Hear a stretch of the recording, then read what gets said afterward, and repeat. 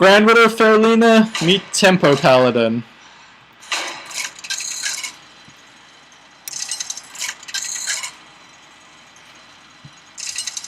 We want to play cheap things quickly.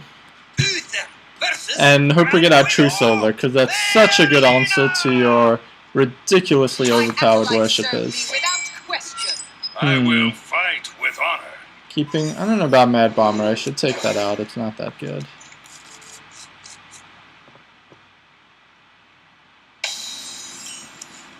Can't play anything.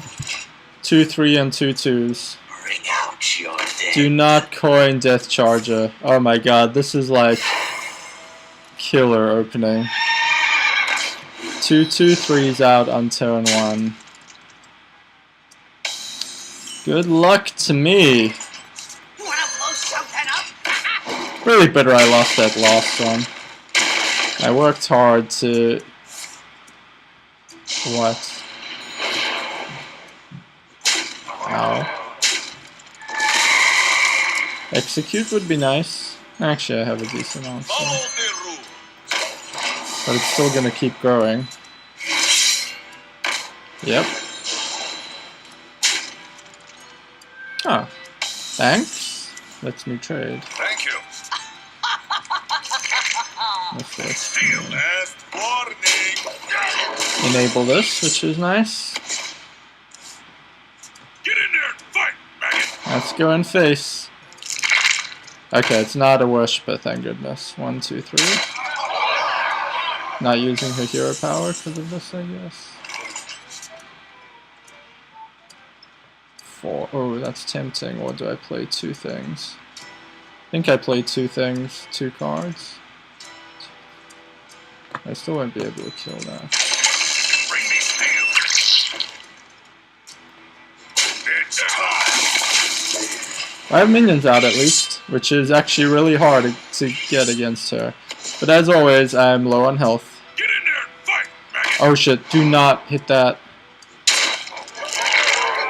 Do not hit an Rubian egg, or I will disown you, Demolisher. Do not do what you just did. 3, 4.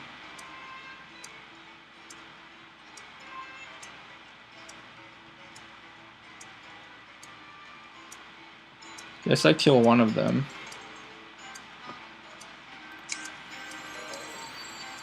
My shield for Argus. Kill both of them. I don't even know. This game's hard. Kill this so it stops hitting my frickin' Rubian egg. I probably should have done it that way.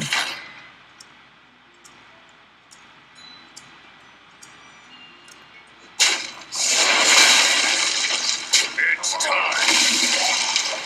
She's down to 2 cards. I have a hope. I have a hope. I have a taunt up. Double master swordsmiths doing work. 1, 2, 3. I think that's okay-ish. She's gonna hit into it down. Well, I can kill it at least. Down to 1 card. Can kill it for free. 4, 5, 6, 7.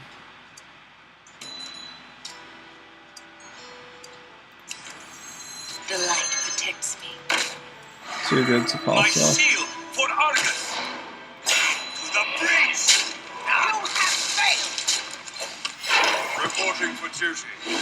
Your opponent's good because it just gives an extra target to the Rain of Fire.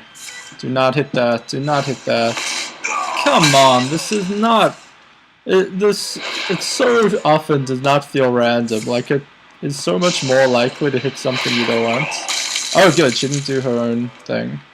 Okay, I still have the board, barely.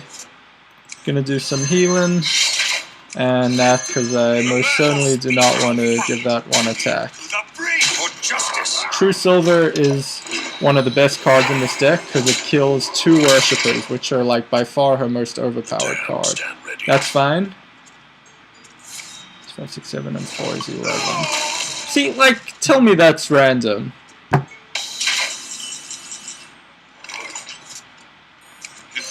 It's time for a little rule. for Actually, do want to give justice. it more health.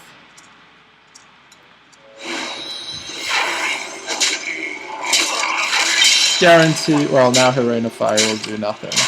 Okay. I really should win this. Up to 13 health. Join or die, or both.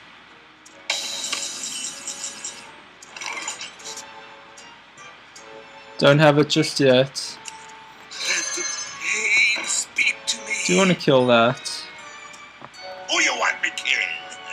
So that she can't get cards. Last warning to the breach. I fight. We're not going to 1-1 so that we have room to actually play a card next The turn. widow embraces me. Alright. Whoops, I did that wrong. I thought... I'm bad at math. I thought my Monty Berserker would stay alive. It don't matter. It don't matter. Give her some bananas. Bring the battle. Bring the pain I fight. into the breach. Last warning. Oh yes, defeated. She is so hard to take down, but that's a fun way to take her down. Time to go through the deck list as always. Tempo Paladin. Now, there is a formula. The best formula, honestly, is just taking Zoo, putting in whatever cards you can that are neutral to whatever class you're playing, and finding good substitutions. But what I've tried to do is just put in a little bit of fun from that particular class, so that things are a little different each game. Let's go through the deck list. Looking if Consecration's in there. It's not. Oh, interesting. Maybe it should be. Anyway, Argent Squires are just cheap 1-drops that are potentially durable. Can survive the Rain of Fire if you're lucky. Equality, so you can trade with like ridiculous things like Necromancers. If you have something on board, you can instantly trade with a Necro Knight, sorry. It kills the 2 adjacent things. Amani Berserker is pretty good in this matchup because of the Enrage. It can discourage her from using her hero power to missile it, though it does get one-shotted if she plays a Worshipper, which is annoying. Knife Juggler, the 2 health makes it not super durable, but it can be a big advantage if you get to play things with it, and it is cheap. Mad Bomber is pretty fun more than anything. You often have things out that you want to deal damage to. She often has a few creatures out. You're behind on board, so this just does some damage to it. It's not very durable, so it's a little bit questionable. Master Swordsmith is really fun. It combos well with Nerubian Egg because it enables it. Like if you play these 2 for 4 mana, your Nerubian Egg is automatically enabled. It's also pretty durable for a 2-drop. It has 3 health, so it might not die to Rain of Fire. Millhouse Mana Storm, if you have him, you don't really care about her spells. Like most of her Inner Rages are free anyway. She can Rampage for free, I guess, but it's just worth getting a 4/4 out for 2 mana and taking that risk. Acolyte of Pain's a little questionable. You only really want to play this in the late game when you've spent all your cards to get more cards because you're out and kind of need some draw, but it's risky playing it early. Eldor Peacekeeper is just to survive. She plays a lot of cards that have better stats than their mana because they have some drawback, like Dancing Swords, Necro Knight. This can help you survive in a pinch. Demolisher is kind of fun too.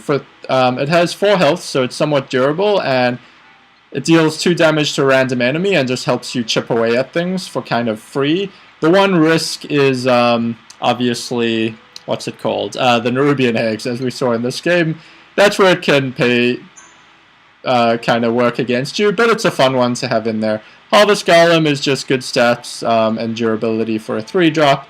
King Mukla is questionable. He's great on an empty board. He often will just trade with whatever's out there because she pumps it up with the bananas, but at least it stops her from playing more stuff potentially, like another Worshipper. Raging Worgen's actually really good. If this gets enraged, it can, for example, take down 2 Worshippers for free.